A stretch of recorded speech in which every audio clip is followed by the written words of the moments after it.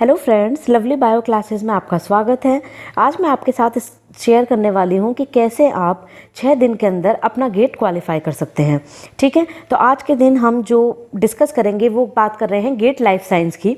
ठीक है, gate life science का जो पेपर होता है, इसमें आपके पेपर में सेक्शंस होते हैं, जिसमें सबसे पहले आपको एप्टीट्यूड का पेपर होता है, जनरल एप्टीट्यूड का। सेकंड सेक्शन जो होता है वो आपका केमिस्ट्री का होता है, और थर्ड सेक्शन जो होता है वो आपका अपना सब्जेक्ट का होता है।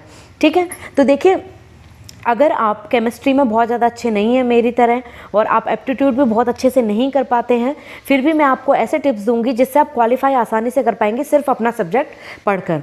अगर आप बॉटनी, जूलॉजी इसके स्टूडेंट हैं तो आपके लिए वीडियो बहुत ज़्यादा हेल्पफुल होने वाली है।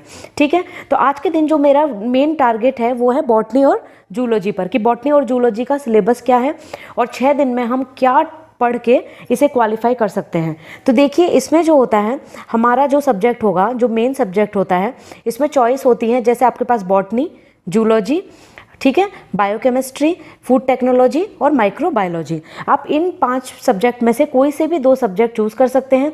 जैसे मेरा जो एमएससी था वो बॉटनी में था, तो मैंने बॉटनी चूज़ किया था, और मैं सीएसआर नेट की प्रिपरेशन कर रही थी, तो मैंने थोड़ा बहुत जूलॉजी पढ़ा था, तो मैंने इसलिए जूलॉजी ऑप्ट किया था। ठीक है, आप बायोकेमिस्ट्री भी साथ में ऑप्ट कर सकते हैं, लेकिन अगर आपकी थोड़ा सा न्यूमेरिकल प्रैक्टिस ठीक है तब बायोकेमिस्ट्री आपके लिए ठीक रहेगा। और अगर आपका मैथ्स थोड़ा सा वीक है और आपको इतना टाइम नहीं है कि आप अभी प्रैक्टिस कर पाएँ, तो मेरा मानना है कि अगर आप थ्योरी में अच्छे हैं तो आपको बॉटनी और जूलॉजी को चूज़ करना चाहिए। ठीक है, तो आज मैं मोस्टली डिस्कस करूंगी आपके साथ बॉटनी और जूलॉजी में किस टॉपिक से सबसे ज़्यादा गेट क्वेश्चन पूछते हैं, और हर बार उससे क्वेश्चन आता ही आता है। तो आइए स्टार्ट करते हैं।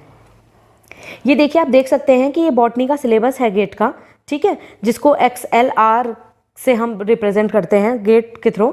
ठीक, तो देखिए, सबसे पहले देखिए, इसमें जो सेक्शन फर्स्ट है वो क्या है, प्लांट सिस्टमेटिक्स। ठीक, इसमें जो है botanical nomenclature, history of plant taxonomy, diversity and classification of plant, APG system of plant classification, phylogenetics and cladistics. ठीक है, और आपका molecular taxonomy, DNA barcoding, centre for plant taxonomy and herbarium India. इसमें अगर आपके पास अभी टाइम नहीं है तो आप इसको स्किप कर सकते हैं, इसे बहुत ज़्यादा क्वेश्चंस आपको नहीं मिलेंगे। लेकिन हाँ, मैं कहना चाहूँगी आप फाइलोजेनेटिक्स एक बार जरूर देख जाइएगा, इससे क्वेश्चन आने की प्रोबेबिलिटी होती है। ठीक है, दूसरा है प्लांट एनाटॉमी। प्लांट एनाटॉमी एक देखिए बहुत वास्ट टॉपिक है बॉटनी में। अगर आपके पास टाइम नहीं है तो आप इसे मत पढ़िए, लेकिन थोड़ा बहुत आप सेकेंडरी ग्रोथ के बारे में पढ़ लीजिएगा। सेकेंडरी ग्रोथ किस किस प्लांट में होती है और कौन से ऐसे मोनोकॉट्स हैं, जैसे 2-3 मोनोकॉट्स के हमारे पास एग्जाम्पल होते हैं, जैसे ड्रेसिना है। ठीक है, इस तरीके के प्लांट है जिनमें मोनोकॉट है लेकिन सेकेंडरी ग्रोथ पाई जाती है, तब थोड़ा सा बेसिक्स इसका पढ़ सकते हैं। ठीक, मेन हमारा जो सेक्शन 3 है, यहाँ से बहुत सारे क्वेश्चंस पूछे जाते हैं। अगर आप जा रहे हैं गेट का एग्जाम देने और आपके पास अब टाइम भी नहीं है और पहले से आपने बहुत ज़्यादा प्रिपरेशन नहीं की है, तब भी बिल्कुल घबराने की बात नहीं है। आप 6 दिन की प्रिपरेशन में भी गेट क्वालिफाई आसानी से कर सकते हैं। देखिए, रैंक अलग बात है कि आपकी रैंक बनेगी या नहीं अच्छी, लेकिन हाँ, अगर सिर्फ आप क्वालिफाई करना चाहते हैं तो 6 दिन में आप आराम से क्वालिफाई कर सकते हैं। देखिए, सबसे पहले हमें एंजियोस्पर्म की जो लाइफ साइकिल है इसे देख लेना है। ठीक है, बहुत इसमें ज़्यादा टाइम नहीं लगेगा, 5 से 10 मिनट लगेंगे आपको किसी भी एंजियोस्पर्म की लाइफ साइकिल को पढ़ने में। ठीक है, दूसरा, आप इसमें जो मेन टॉपिक है हमारा फोटो पीरियोडिज्म और वर्नलाइजेशन, पिछले साल ही इससे क्वेश्चन आया था। ठीक है, तो आप एक बार जरूर, बहुत ज़्यादा डिटेल में नहीं, थोड़ा बहुत आप फोटो पीरियोडिज्म और वर्नलाइजेशन अगर पढ़ जाएंगे तो अच्छा रहेगा। ABC मॉडल बहुत इंपॉर्टेंट है, गेट ने बहुत बार यहाँ से क्वेश्चन पूछे हैं, तो प्लीज़ अगर आप गेट का एग्जाम देने जा रहे हैं और आप बॉटनी में टारगेट कर रहे हैं तो ABC मॉडल को छोड़ के मत जाइएगा। बिल्कुल सिंपल क्वेश्चन आते हैं। डबल फर्टिलाइजेशन, इससे बिल्कुल सिंपल क्वेश्चन आते हैं, बहुत बेसिक से क्वेश्चन आते हैं। प्लीज़ आप एक बार इसे जरूर पढ़ लीजिएगा, इसमें भी आपको 5 से 10 मिनट का टाइम लगेगा। ठीक है, फोटोमॉर्फोजेनेसिस में आप फाइटोक्रोम, क्रिप्टोक्रोम, फोटोट्रोपिन, ये जरूर पढ़ जाइएगा, यहाँ से क्वेश्चंस पूछे जाते हैं। और role of auxin, cytokinin, gibberellins और ब्रेसिनोस्टेरॉइड्स आप जरूर पढ़ जाइएगा। हार्मोन्स आप एक बार गो थ्रू कर लीजिएगा प्लीज़। ठीक है, तो इसमें बहुत ज़्यादा टाइम नहीं लगेगा, इनसे क्वेश्चंस गेट में बार बार पूछे गए हैं। देखिए, जो अपना जो सब्जेक्ट है, जो 2 आप टारगेट करोगे, ठीक है, मैं बॉटनी जूलॉजी की बात कर रही हूँ, ये 60 मार्क्स के आते हैं। और गेट में आपको क्वालिफाई करने के लिए अगर आपका 40 है, 38, 39, 40 स्कोर है तो आप सेफ स्कोर में हैं और आप क्वालिफाई जरूर कर जाएंगे। ठीक है, तो 60 में से मैं आपको बता रही हूँ कि कैसे आपको 40 मार्क्स ऑब्टेन करने हैं। ठीक है, नेक्स्ट हमारा प्लांट फिजियोलॉजी और बायोकेमिस्ट्री। देखिए गेट के फेवरेट टॉपिक हैं C3, C4, कैम और फोटो रेस्पिरेशन। आप गेट के प्रीवियस ईयर क्वेश्चन पेपर उठा के देख लीजिएगा, ऐसा कोई पेपर नहीं है जहां पर फोटो रेस्पिरेशन से क्वेश्चन ना पूछा गया हो। बहुत इंपॉर्टेंट है, आप प्लीज़ ज़रूर पढ़ के जाइएगा। C3, C4, CAM, photorespiration और रेस्पिरेशन ग्लाइकोलिसिस, TCA और ETC। ठीक है, इसे आप जरूर गो थ्रू कीजिएगा क्योंकि ये आपकी मदद कराएगा। देखिए जो रेस्पिरेशन है वो आपको जरूर मदद कराएगा जूलॉजी में भी। ठीक है, हम अभी देखेंगे कौन से कॉमन टॉपिक हैं जो हमें जूलॉजी में भी हेल्प करेंगे। ठीक है, और आप एक बार जरूर स्ट्रक्चर्स और फंक्शन ऑफ बायोमोलिक्यूल जरूर पढ़ लीजिएगा।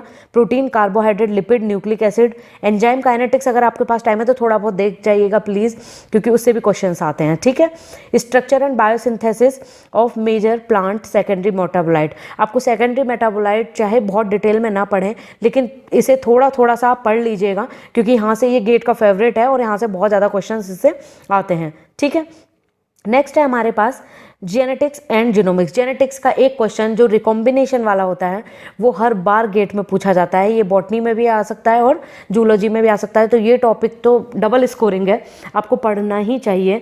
जो मैप डिस्टेंस निकालने के लिए गेट हर बार पूछता है। ठीक है, तो लिंकेज, रिकॉम्बिनेशन, जेनेटिक मैपिंग बहुत इंपॉर्टेंट है, इसे बिल्कुल भी स्किप मत करिएगा, हर बार यहाँ से एक क्वेश्चन पूछा जाता है। एक्स्ट्रा क्रोमोसोमल इनहेरिटेंस और आप थोड़ा सा एपिजेनेटिक्स, जीन साइलेंसिंग, इनकी बस डेफिनेशन पढ़कर चली जाएगा। ठीक है, क्रोमोसोमल एबिरेशन यहाँ से जरूर पढ़ के जाएं क्योंकि बहुत बार गेट में मैंने देखा है क्वेश्चन पूछे जाते हैं मोनोसोमी से, ठीक है, ट्राइसोमी से, उनके फॉर्मूले से सिंपल क्वेश्चंस आते हैं बहुत। अगर आप मतलब 10 मिनट लगा के भी इस टॉपिक को पढ़ लेंगे तो आपके ये क्वेश्चन सॉल्व हो जाएंगे। ठीक है, और फिर दूसरा है हमारा प्रोटियोमिक्स एंड मेटाबोलोमिक्स। आप इनकी बस डेफिनेशंस पढ़ लीजिएगा, बहुत ज़्यादा डिटेल में इसको पढ़ने की जरूरत नहीं है। नेक्स्ट है हमारा प्लांट ब्रीडिंग। प्लांट ब्रीडिंग में आप क्या पढ़ के जा सकते हैं, मेल स्टेरिलिटी गेट का फेवरेट है, हर बार इससे क्वेश्चन आते हैं कि बार स्टार और बारनेस के ऊपर हर बार गेट क्वेश्चंस पूछता है। प्लांट टिश्यू कल्चर आप एक बार जरूर पढ़ लीजिएगा, इससे भी क्वेश्चंस आए हैं। हैप्लॉइड और डबल हैप्लॉइड्स एक बार इनको पढ़ लीजिएगा। Somatic embryogenesis, artificial seed, cryo preservation, यहाँ से क्वेश्चन पूछे जाते हैं और बहुत सिंपल क्वेश्चंस आते हैं, आपको बहुत ज़्यादा डिटेल में पढ़ने की जरूरत नहीं है। आप अगर ये चाहें ना, बॉटनी का सिलेबस आप एक दिन में पूरा खत्म कर सकते हैं, रिवीजन कर सकते हैं, बहुत सिंपल क्वेश्चन आते हैं। सोमेटिक सेल हाइब्रिडाइजेशन, क्री लॉक सिस्टम, ये आप जरूर पढ़ जाइएगा, यहाँ से क्वेश्चन पूछे जाते हैं और आगे भी पूछे जाते रहेंगे। इकोनॉमिक एंड अप्लाइड बॉटनी में आपको गोल्डन राइस, बीटी ब्रिंजल, ये जरूर पढ़ के जाना है। गोल्डन राइस से क्वेश्चन आया है गेट में और आगे भी उम्मीद है कि उसमें आ सकता है। सबसे मेन इंपॉर्टेंट है हमारा प्लांट पैथोलॉजी, ये बहुत इंपॉर्टेंट है और देखिए सिलेक्शन कराने में इसका सबसे इंपॉर्टेंट रोल है। कौन कौन सी डिसीज़ कॉज होती हैं बैक्टीरिया, वायरस, फंजाई से, जो मेन डिसीजेज हैं। अगर जिन्होंने MSc बॉटनी में किया होगा उन्हें आइडिया होगा कि प्लांट पैथोलॉजी में कौन कौन सी डिसीज़ थी जो हम पढ़ते थे इंपॉर्टेंट। अगर आपने ये डिसीजेज थोड़ा सा भी याद कर ली हैं तो आपको इससे बहुत हेल्प मिलेगी। प्लीज़ आप ये ज़रूर पढ़कर जाइएगा क्योंकि गेट में कंफर्म यहाँ से 2 या 1 क्वेश्चन पूछा ही जाता है और वो भी 2 नंबर में आता है। गेट में अगर आपने पहले कभी दिया है तो आपको पता होगा कि 2 नंबर के क्वेश्चन की वहाँ पर कितनी वैल्यू होती है, क्योंकि गेट में 1 से 10 क्वेश्चंस आते हैं 1 नंबर के और 2 से 10 20 मतलब क्वेश्चन, 10 नंबर मतलब 1 नंबर का क्वेश्चन आएंगे और 10 नंबर होते हैं, 10 क्वेश्चंस होते हैं 2 नंबर के। ठीक है, तो आप प्लीज़ इसको पढ़ के जाइएगा, यहाँ से एक क्वेश्चंस कंफर्म बनता है। ठीक, सैलिसाइलिक एसिड, जैस्मोनिक एसिड, आप इनके बारे में थोड़ा सा पढ़ लीजिएगा। प्लांट हर्बीवोर इंटरेक्शन, ये भी आप पढ़ के जाइएगा। इकोलॉजी एंड एनवायरनमेंट में आप अगर देखें तो देखिए फूड चेन, फूड वेब, ये आप जरूर पढ़ जाइएगा। ठीक है, इपीफाइट्स, पैरासाइट्स, एंडोफाइट्स, इसको आप जरूर एक बार गो थ्रू कर लीजिएगा, बहुत ज़्यादा नहीं पढ़ना है, बस छोटी छोटी डेफिनेशन। इकोलॉजी में जो आपको BSc में जो आप इकोलॉजी पढ़ते हैं उससे आपके क्वेश्चंस बन जाएंगे। कुछ कुछ छोटी छोटी डेफिनेशन हैं जैसे इकोटोन, इकोटाइप्स, इनको आप एक बार देख लीजिएगा, यहाँ से भी क्वेश्चंस गेट में 1-1 नंबर के पूछे गए हैं। ठीक है, नेक्स्ट हम अपना देखते हैं जूलॉजी। देखिए जूलॉजी में अगर आप जूलॉजी को टारगेट कर रहे हैं तो एक बार आप जो 12th 11th लेवल का क्लासिफिकेशन है आप वो जरूर देख लीजिएगा, वहाँ से क्वेश्चंस आते हैं। ठीक है, उसमें बहुत ज़्यादा टाइम नहीं लगेगा, 10 मिनट लगेंगे। आप किसी भी यूट्यूब वीडियो से वो क्लासिफिकेशन देख लीजिएगा, यहाँ से आपको क्वेश्चंस आते ही हैं। ठीक है, इवोल्यूशन में एडेप्टेशन, स्पेसिएशन से क्वेश्चंस पूछे जाते हैं तो आप इसको भी पढ़ लीजिएगा। जेनेटिक्स देखिए, आप जो प्लांट के लिए तैयार करेंगे वही यहाँ पर भी काम आएगी, बहुत ज़्यादा अलग नहीं करना है। आप सेक्स डिटर्मिनेशन एक बार पढ़ जाइएगा और जेनेटिक्स में मैप डिस्टेंस के क्वेश्चन जूलॉजी में भी पूछे जाते हैं और बॉटनी में भी पूछे जाते हैं। अब देखिए बायोकेमिस्ट्री और मॉलिक्यूलर बायोलॉजी, ये आपको सारा पढ़ना पड़ेगा।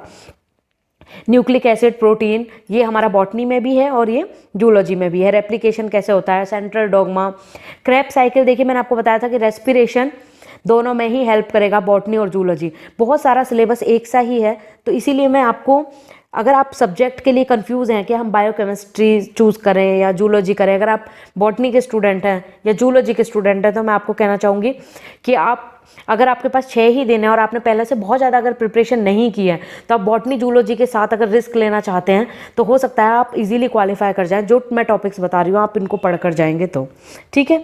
तो आप प्लीज़ बायोकेमिस्ट्री को, अगर आप चॉइस, देखिए बायोकेमिस्ट्री में क्या है वो आप उसको भी चॉइस कर सकते हैं, बहुत ज़्यादा टफ क्वेश्चंस नहीं आते हैं, लेकिन उसमें ना लास्ट में जो 2 नंबर में होते हैं वो थोड़े से न्यूमेरिकल्स आते हैं।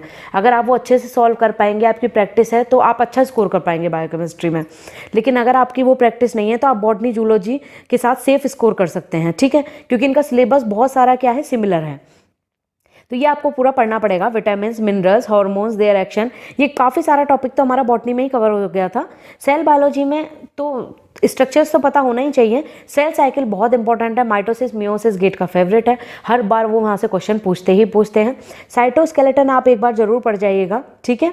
जीन एक्सप्रेशन यूकैरियोट्स में आप ट्रांसपोजोन्स पढ़ जाइएगा, यहाँ से गेट से क्वेश्चन पूछे गए हैं, AC, DS, इनसे सबसे पूछे जाते हैं, तो आप जरूर पढ़ जाइएगा, ठीक है। नेक्स्ट हमारा है, देखिए एनिमल एनाटॉमी और फिजियोलॉजी। अगर आपके पास टाइम है तो आप ये सारा ही पढ़ सकते हैं, लेकिन अभी आपके पास टाइम नहीं है, तो अगर आपने 11th में थोड़ा बहुत पढ़ा है तो वो आपका नॉलेज यहाँ काम आ जाएगा, ठीक है। लेकिन अभी 6 ही दिन है तो बहुत ज़्यादा पढ़ने का तो टाइम भी नहीं है।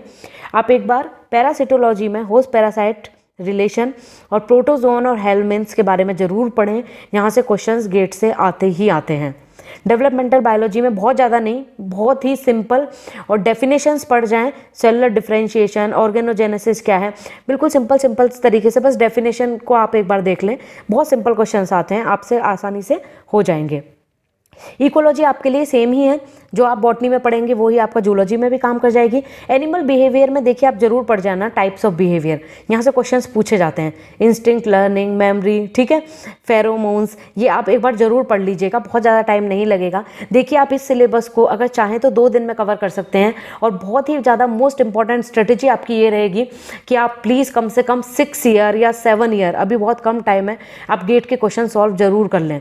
अगर आपको गेट क्वालिफाई करना है, रैंक के लिए मैं नहीं बता रही हूँ अभी आपको, उसके लिए आपको केमिस्ट्री और एप्टीट्यूड भी देखना होगा, लेकिन अगर आप सिर्फ, आपने पहले से कोई पढ़ाई नहीं की है और आप चाहते हैं कि हमारा गेट सिर्फ क्वालिफाई हो जाए, तो उसके लिए आप अपना सब्जेक्ट पढ़ लीजिए, जितना मैंने इंपॉर्टेंट बताया है वो पढ़ लीजिए, और प्लीज़ आप गेट के क्वेश्चंस जरूर लगा दीजिए।